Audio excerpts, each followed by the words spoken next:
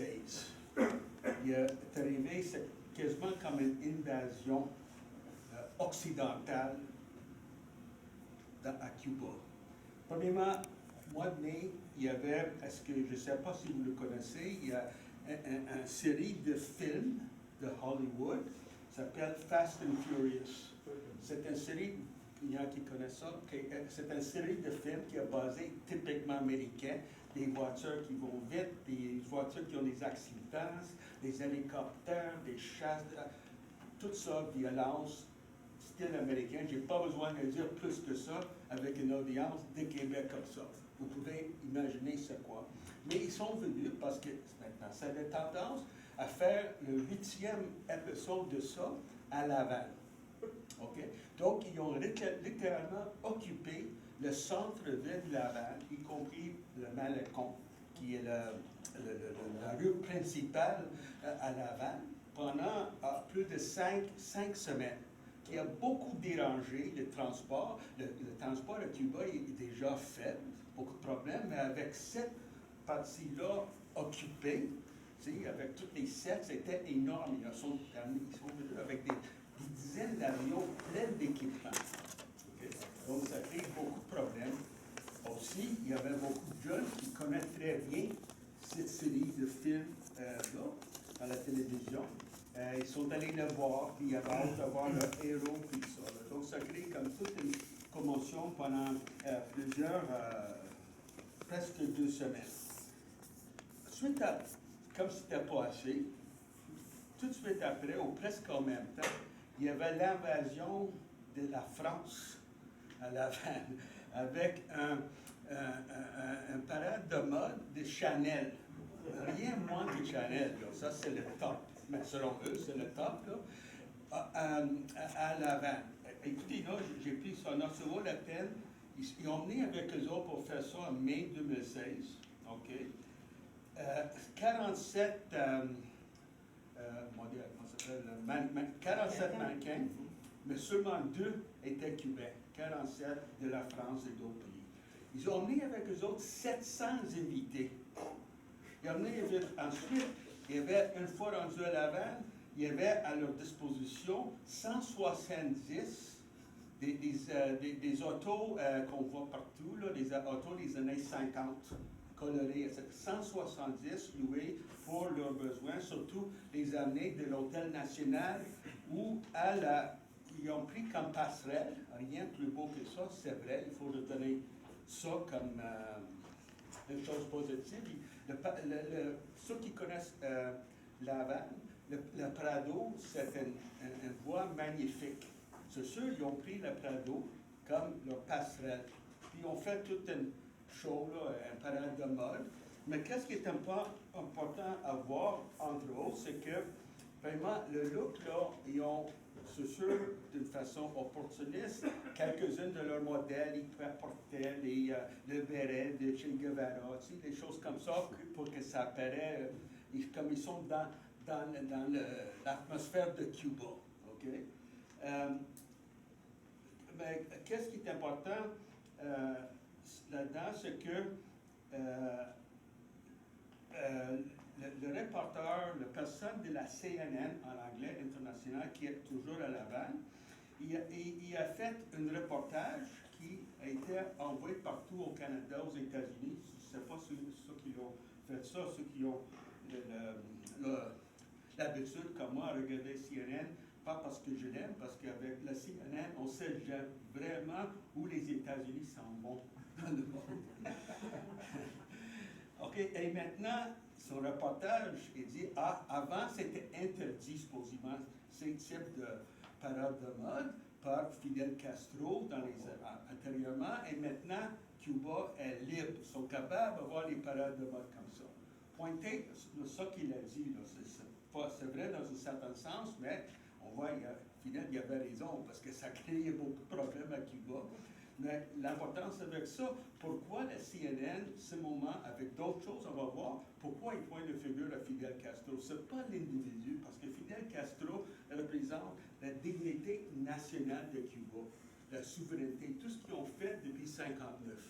Et le but de la CNN, et les États-Unis, Washington, c'est tenter de créer une division, surtout entre la jeunesse et d'autres sections de la société et la direction de la révolution et le projet socialiste de Cuba.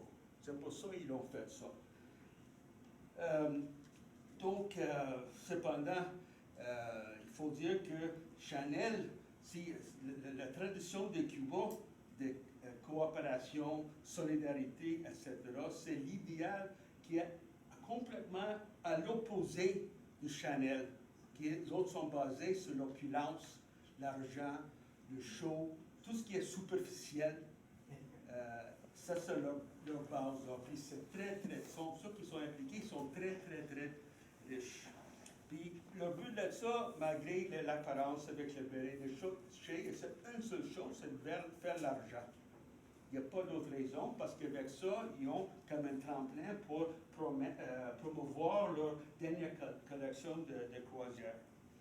Comme ce n'était pas assez, il y avait à peu près le même temps la première croisière américaine en partant de Floride vers La Havane, qui est arrivée à La Havane aussi le mois de mai. Première croisière, et je pense qu'il y avait 700 personnes, mais cependant, il faut dire, aucune de ces 700 personnes étaient des touristes, parce que c'est toujours illégal, selon la loi américaine, que les Américains puissent visiter La Havane comme nous, on peut aller à Cuba en faisant n'importe quoi, visiter La Havane, voir les plages. Les autres n'ont pas le droit, donc il faut aller avec des permis spéciaux. Mais qu'est-ce qui a créé comme un scandale, comme la question de Chanel, comme je vais expliquer plus tard, qu'en arrivant, pour les accueillir là-bas, il y avait deux jeunes cubaines habillés avec une espèce de bikini rumba, mais fait avec des drapeaux cubains. Okay? Ça, c'est ça la chose. On va analyser ça. Et ça crée beaucoup de backlash à Cuba, là. Parce que le drapeau cubain, comme le drapeau dans plusieurs pays, spécifiquement Cuba, le drapeau cubain est sacré. Ça représente les luttes depuis la deuxième moitié du 19e siècle contre les Espagnols et ensuite contre les Américains. Aussi, tout ce que Cuba a accompli, malgré les difficultés, malgré le fait qu'on sait qu'il y a des problèmes, des déficiences, tout ce qu'ils ont accompli depuis 1959, tenir cette bannière face aux États-Unis, face à n'importe quelle puissance impériale. Donc, c'était jamais vu que la bannière, le drapeau cubain a été utilisé comme une espèce de décoration de cette façon-là, de jamais vu. Donc, maintenant, on vient à une chose qui n'est pas tellement connue, parce que je veux parler, le rôle des journalistes. J'aimerais parler de ça. La première chose, il y avait les journalistes, là, et parmi les gens du peuple, j'étais à l'avant à ce moment-là, j'ai parlé avec les autres, ils étaient outragés contre ça. Toutes les trois choses en ligne. Le film de Fast and Furious de Hollywood, Chanel, et la façon que le croisière a été reçu à La Havane. Donc, je vais donner quelques exemples. Comme d'habitude, à Cuba, je vais vous expliquer mon opinion. Quand on parle de la société cubaine, le système politique cubain, ce n'est pas homogène. Il y a différents points de vue. Là, je parle dans la Révolution. Je ne parle pas des dissidents là, organisés et payés par les États-Unis à Cuba. Je parle, en général, parmi les gens qui s'impliquent ou se concentrent dans la Révolution, il y a beaucoup de nuances, beaucoup de différences. Ce n'est pas homogène, ce n'est pas plate comme souvent on essaie de présenter Cuba. Donc, la première réponse était intéressante. Ça a été écrit par un journaliste de Granma, qui est un des deux journaux officiels à Cuba, Lui écrit, il n'a pas écrit malheureusement, mais ça montre aussi une faiblesse dans la presse cubaine, il n'a pas écrit pour Gramma, mais il a écrit sur son propre blog. Mais au moins, il l'a écrit. Et qu'est-ce qu'il a écrit? C'est intéressant pour montrer comment une bonne partie de la population, comment est-ce qu'ils ont trouvé ça? Le gars, concernant Fast and Furious, il dit c'est impossible pour une chose comme le Fast and Furious de Hollywood, avec tout ce qu'ils ont fait, comment dirais-je, renverser la révolution. Mais qu'est-ce qui est important? Je pense que c'est important, qu'est-ce qu'il a dit? Il a dit que c'était fait dans le contexte dans lequel les 11 millions de Cubains discutent comment ils peuvent améliorer la situation. Donc, malgré qu'il y avait beaucoup de personnes qui regardaient, surtout les 700 invités riches, qui gardaient le parade de mode de Chanel, il a dit, et ça c'est écrit dans le journal, dans son blog, il y avait beaucoup plus de personnes dans les magasins qui cherchaient à obtenir des nécessités de la vie, comme ville, comme poulet, etc. Pour montrer comment il y a vraiment quelque chose qui ne va pas. Ça ne fit pas du tout dans le système socialiste cubain, dans la tradition de Cuba. Pas longtemps après, il y a un journaliste très connu, 84 ans, elle a beaucoup d'expérience. Elle écrit un article qui est apparu dans Juventud Rebelde, qui est un autre journal officiel, cette fois-ci de la jeunesse communiste de Cuba. Elle a écrit d'une façon très dure pour traiter des choses comme ça quand il s'agit des atteintes à la culture et la souveraineté, à la dignité du peuple cubain. Elle a dit, ce film-là, Fast and Furious, un film commercial de très piètre qualité, très mauvaise qualité. Il a interrompu d'une façon violente de notre vie quotidienne à Laval. Il y avait le problème avec le transport, ça affectait les travailleurs, les étudiants qui allaient à l'école, qui retournaient à l'école, c'était le chaos, etc. Il y a aussi, qu'est-ce qu'elle a dit, que quand il y avait le parole de mode, il y a des gens qui voulaient, les gens simples qui voulaient le voir pour curiosité. C'est quoi ça? Ils n'ont jamais vu ça. Mais il y avait une barrière qui empêchait que les Cubains puissent s'approcher à la Prado, qui est aussi quelque chose qui n'est pas tellement commun à Cuba. Mais c'est ça. Et là, elle répète, comme je l'ai dit, quand la première croisière américaine est arrivée ici, on a pu voir comment ils ont été retenus et étaient reçus par ces deux filles-là, habillées en drapeau cubain. Et c'était quelque chose qui n'est pas pensable, pas acceptable pour Cuba. Elle a dit qu'il faut avoir des liens comme ça, des relations croisières et d'autres choses comme ça, mais qui va décréter des règles de jeu, comment les gens sont reçus, qui peut voir la parade de mode de Chanel, ou s'il y a beaucoup de blocages de rue pour le film de Fast and Furious, au moins que les gens soient avertis et d'autres manières puissent être arrangées pour que les gens puissent aller à l'école, aller au travail, etc., qui n'a pas été fait du tout. J'étais à Laval à ce moment-là, puis je prends le taxi souvent, puis tous les chauffeurs de taxi se sont plaints de ça. Ils ne savaient pas. C'était impossible pour eux autres à gagner leur vie pendant 2 semaines presque. Et il y avait, je ne sais pas, peut-être vous êtes au courant, à Cuba, il y a une association, l'UNIAC, l'association des écrivains et des artistes de Cuba, dirigée par Miguel Barnet. Okay? C'est une association très prestigieuse et importante à Cuba.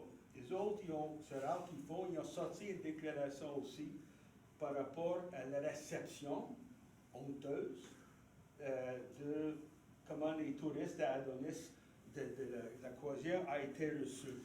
Ils ont dit que ça crée la façon dont il était reçu un aperçu déplorable pour les visiteurs qui arrivent à Cuba pour la première fois. Donc, c'était ça qui se passait le mois de mai. Et puis aussi, il y avait d'autres incidents, d'autres exemples comme ça. Et qu'est-ce qui était important, c'est que ça n'a pas fini là avec ces trois exemples. Suite après, il y avait un autre problème qui a été soulevé.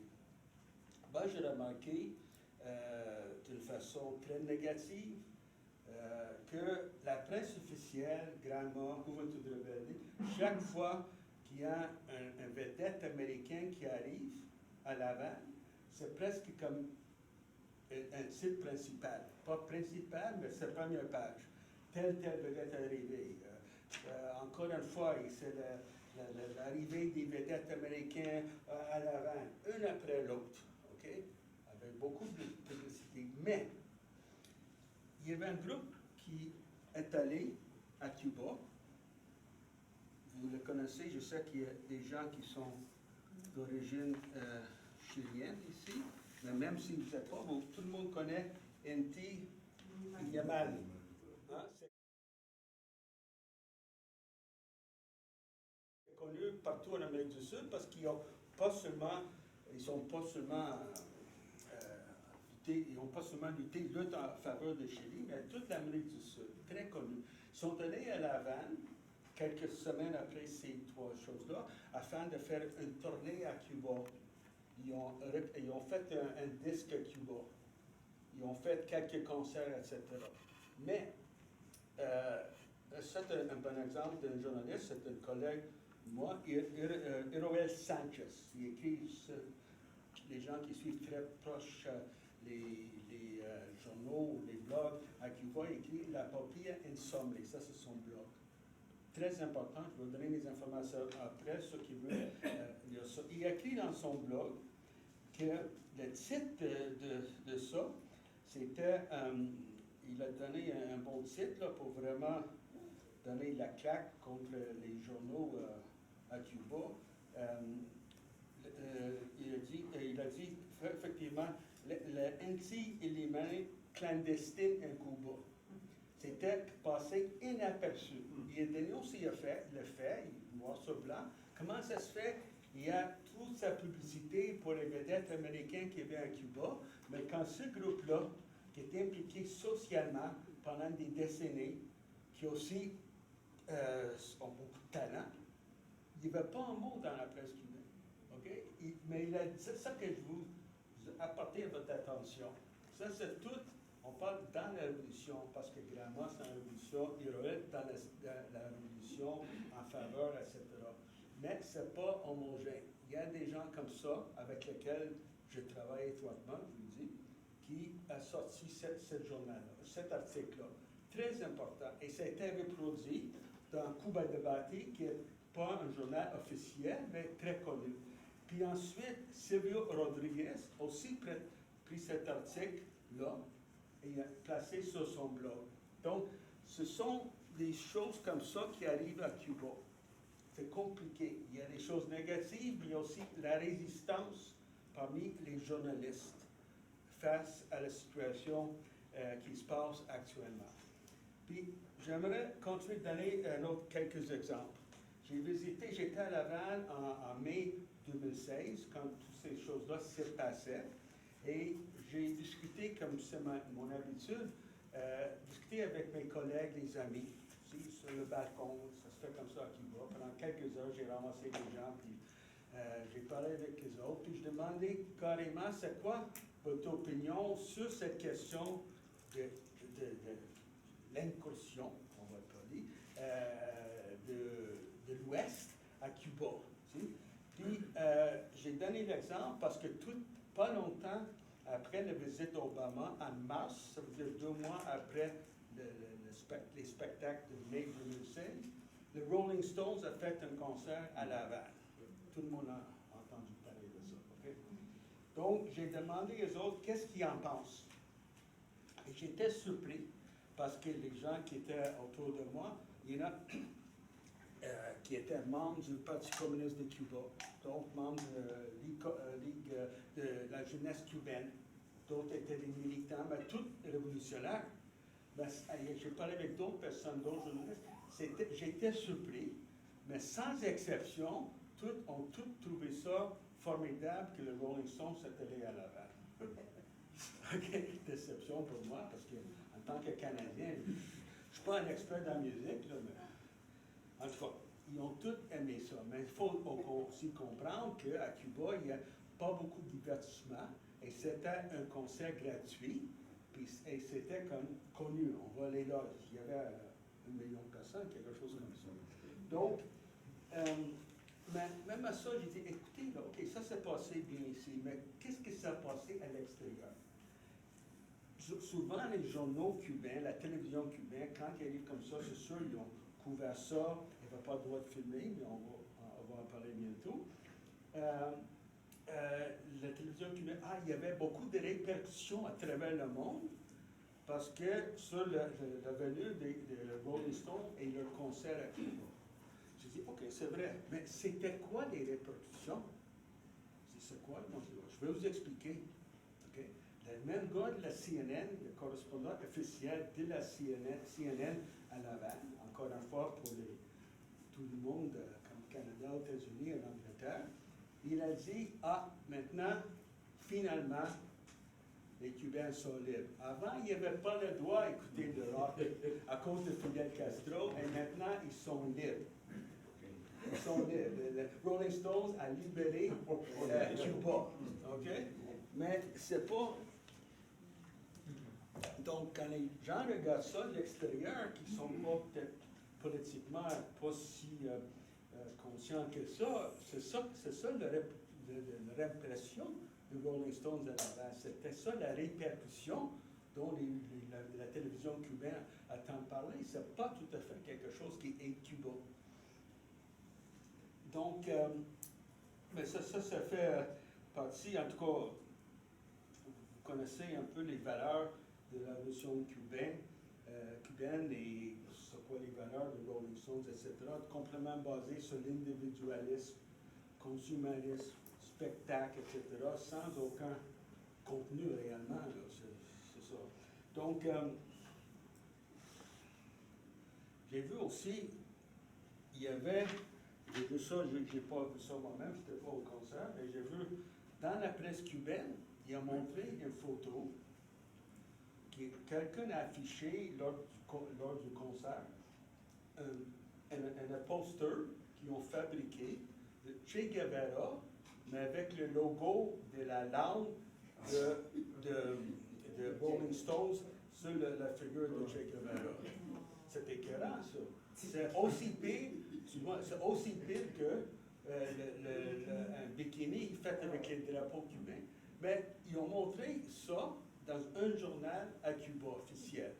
Il n'y a personne qui est allé pour l'enlever, il est resté là pendant toute la soirée. Je ne veux pas être pessimiste, mais mon message aujourd'hui, c'est de montrer qu'il y a beaucoup de problèmes à Cuba. Si depuis le 17 décembre 2014, c'est très positif, il y a des échanges et tout ça, mais il y a aussi un côté négatif assez évident.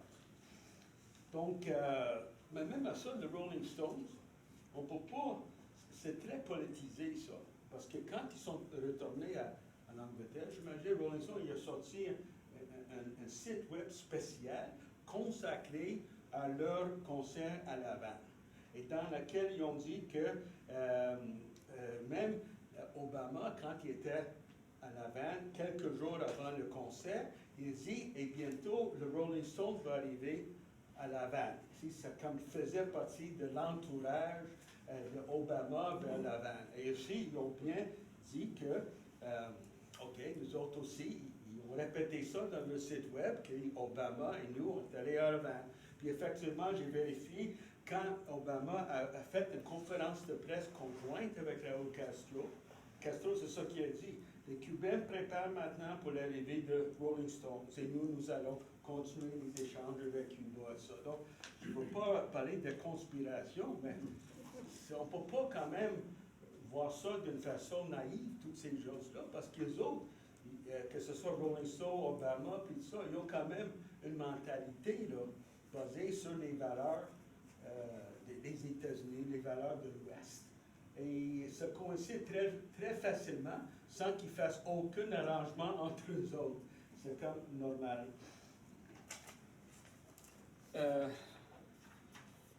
Mais ça, c'est une chose que j'ai vérifiée récemment. Continuer sur Rolling Stones. S'ils ont présenté ça, c'est comme un concert gratuit, comme des philanthropes. Ils sont tous des philanthropes. Comme, comment s'appelle le chef de Apple? Maintenant, c'est la mode. Aussi aux États-Unis, ils ont philanthropes. Ils ont donné ça gratuit. Mais, et ça, qu'est-ce que j'explique là? C'était fait seulement avec l'accord du gouvernement cubain, qui est inquiétant. Le gouvernement cubain n'a pas le droit à filmer ça et montrer ça à la télévision. Personne n'avait le droit de filmer ça là-bas, sauf l'équipe de Rolling Stones. Maintenant, on sait pourquoi, parce qu'il y a à peine quelques jours, ils ont annoncé les Rolling Stones que, j'ai une autre photo à montrer, moi j'aime ça montrer des photos, c'est des Val morts. Ils ont sorti une chose spéciale sur le site web qui est le 23 septembre à travers le monde. Simultanément, il va y avoir une présentation du film qu'ils autres y ont fait. Pour 25 $ le siège. Là. À travers le monde, j'avais pas le temps, j'ai regardé Angleterre, il y avait près de 50 villes, 60 villes en Angleterre, Japon, partout dans le monde. Okay? C'est ça la philanthropie. Ils ont fait ça. C'est ça. Ils ont fait ça. Mais le problème là-dessus, et quand je retourne là, Cuba, et j'aime pas ça, mais je dois aller voir ce film-là. Pour moi, là, c'est comme, je me suis dit, je n'irai jamais à McDonald's. À un moment donné, j'avais envie d'aller aux toilettes, je suis allé à McDonald's, il fallait que j'achète un hamburger pour avoir le droit. J'ai fait ça une fois dans ma vie. Par comment j'étais mal pris. Mais je vais aller voir ça, j'essaie de voir les billets. Je veux voir qu'est-ce qu'ils ont fait exactement, politiquement. C'est important à savoir. Ça va se promener partout dans le monde. Et c'est ça qui est arrivé avec ça. Mais l'importance à savoir, je vais faire une enquête là-dessus, c'est que les Cubains, quand ils apprennent ça, la jeunesse ne se touche pas de la jeunesse. Est-ce qu'il va être encore aveuglé par les Rolling Stones et la musique et les spectacles, même si c'est connu, c'est évident maintenant, les Rolling Stones ont utilisé ça d'avant comme un set, pour faire leur film et faire de l'argent. Et ils sont fait parler des autres partout dans le monde, ils sont allés à Laval. Comme les autres ont fait, Beyoncé a fait la même chose, ça arrive un après l'autre. C'est tout basé sur, on sait ça, là, mais mon inquiétude, c'est que jusqu'à quel point les Cubains voient à travers ça, surtout dans la presse cubaine officielle, ils font quasiment la promotion de ça, ils font la promotion de ces activités-là. Moi, je trouve ça inquiétant, mais je suis très encouragé parce qu'il y avait des blogueurs révolutionnaires qui pensent comme nous autres. Je vois par vos figures de réaction, on pense pas mal tout pareil. On n'aime pas ça. Pour Cuba et pour n'importe quel pays au monde, se faire envahir par ce type de culture-là, qu'est-ce qui va arriver? Ce sera quoi la réaction? Et jusqu'à quel point les blogueurs révolutionnaires, avec le peu de moyens qu'ils ont pour contrer toute cette offensive, c'est aussi culturel, mais aussi idéologique et politique, ils ont essayé d'imposer un point de vue, un pensamiento, une façon de penser qui est contraire aux valeurs et façon de penser de peuple cubain, surtout en termes de dignité. Moi, je vois, si un étranger, une puissance étrangère est capable de dépasser ou défoncer la dignité d'un peuple, la dignité nationale d'un peuple, il y a un problème. C'est ça qui est important, à mon avis. Donc, c'est ça que le fameux chose de Rolling Stone. Il y a d'autres exemples. Je vais donner rapidement, là, je vais donner seulement un couple d'exemples. Aussi, il y avait beaucoup de bruit, je ne sais pas, ça s'appelle Rihanna. Rihanna, comme en Beyoncé, un après l'autre. C'était comme, OK, elle, c'est la même chose. J'ai demandé à mes amis, lorsque je parlais avec eux autres, en face de la maison, sur le balcon, oui, ils sont au courant de ça. Est-ce que vous êtes au courant de qu'est-ce qui s'est passé après? Qu'est-ce qui s'est passé après? Elle a amené avec elle un photographe professionnel de haute gamme. Ils sont allés, c'est sûr, ils ont fait leur sparage, là, ils ont été avec les enfants cubains, les jeunes cubains, avec une couple d'artistes cubains. Mais qu'est-ce qui est important? Ils ont passé bien du temps à faire des shoots, des photographes, dans des places comme les Américains quaint. Comment est-ce qu'on dit quaint en français? Des choses cute, là, des choses typiques, là, tu sais.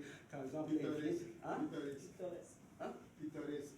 Pittoresque, c'est comme pittoresque ou typique, comme on dit, où les locaux se trouvent, c'est ça, cette mentalité-là, avec beaucoup de photos de ça, des maisons, des maisons dans la vieille Havane, un peu craquées, là, un peu défaites, là, mais c'est comme typique des années 50. Même elle avait fait prendre une photo devant ces murs-là, où en arrière c'était écrit Fidel et Che. Mais quand il prend une photo de ça avec Riani en avant, c'est comme il veut régler ou enlever les idées de Fidel et Che comme des idées vivantes et toujours applicables, puis mettre ça dans un musée. Ça, c'est du passé, là. Ça, c'est dans l'Antiquité, c'est plus vraiment important maintenant. Puis aussi, c'est sûr, elle est allée voir une très belle maison, typique, et elle s'est fait poser nue dans un lit typique, dans une maison typique. Tout était sur Vanity Fair. Un magasin très, très important qui le paye beaucoup. Donc, moi, ça ne me dérange pas, c'est pas une question de prude ou peu importe, mais c'est ça le message qui arrive à l'extérieur. Et le Cubain ne réalise pas ça, parce que la presse cubaine ne donne pas toute l'information concernant l'arrivée de ces vedettes-là à Cuba. Je vais terminer pour 8 heures ou plus tard pour avoir des questions. Donner une question, comment dirais-je, un autre exemple que moi je tiens à cœur. Peut-être que vous allez partager ça avec moi. Je ne sais pas ceux qui ont vu la convention de Hillary Clinton à Philadelphie il y a quelques mois. Il y avait beaucoup d'accent sur le militarisme. Des généraux de toutes sortes allaient parler, puis ça dépassait, à mon avis, même la convention de Trump en termes de l'importance qu'ils ont mis sur le militarisme, l'armée, puis ça.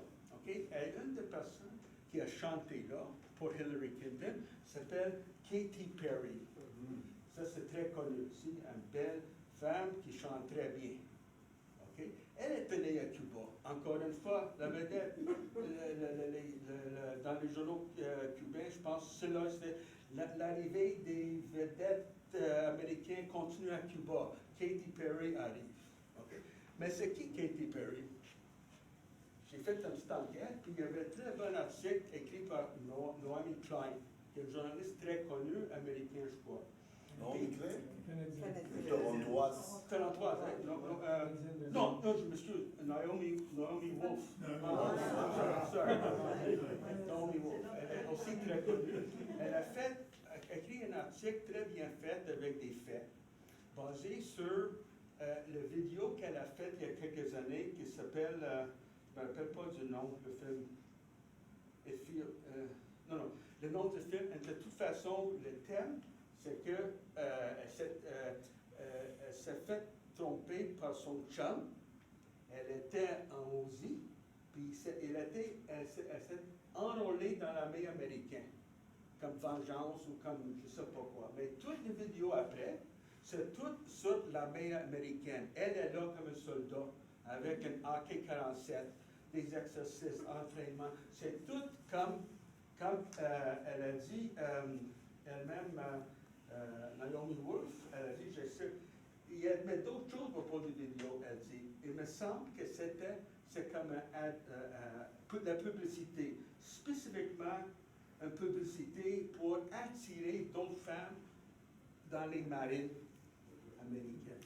Donc, c'est ce type de personnes qui sont là, on sait, mais comme j'ai dit, c'est que les gens ne sont pas au courant de ça, puis jusqu'à quel point est-ce qu'ils sont intéressés à savoir le type de personnes qui viennent et qui sont présentées comme un modèle, surtout pour la jeunesse cubaine. Donc, c'est pas mal ça que je voulais donner comme exemple, et en termes de l'agression culturelle, et aussi le rôle des journalistes difficile dans la presse mainstream comme Granma, Juventud Rebelde, à part de quelques exemples, sont pas vraiment, ils n'ont pas le guts pour affronter ça. Il faut expliquer, depuis le 17 décembre 2014, il y a une ligne à Cuba qui met tout l'accent sur la diplomatie. C'est bon, la diplomatie, c'est excellent qu'est-ce qu'ils ont fait. Raúl Castro, pendant 18 mois, ils ont négocié, ils ont sorti avec une entente, ils ont libéré les 3 Cubains qui étaient emprisonnés aux États-Unis, ils ont établi ces relations diplomatiques, il y a augmentation de tourisme à Cuba, il y a beaucoup de relations commerciales qui se développent. Mais il y a aussi l'importance de la lutte ou la résistance contre cette agression culturelle, idéologique et politique qui se fait contre Cuba. On ne peut pas juste se baser sur la diplomatie, la négociation. Ça peut être néfaste pour l'avenir de la révolution à Cuba. Donc, c'est compliqué la situation et c'est à regarder. Donc, je finis avec ça, puis vous voulez voir le tirage maintenant ou les questions? On va commencer par ça. Je suis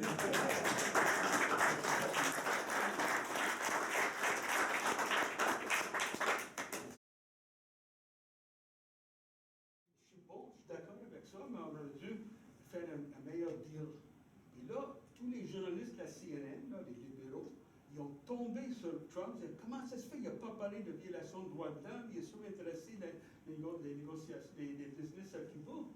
Le paradoxe là-dessus, lui, il veut seulement voir le business à Cuba. Il ne veut pas parler des soi-disant violations de droits de l'homme. Mais Clinton et les autres, ils vont augmenter ça aussi, mais pas au point de changer les relations avec Cuba.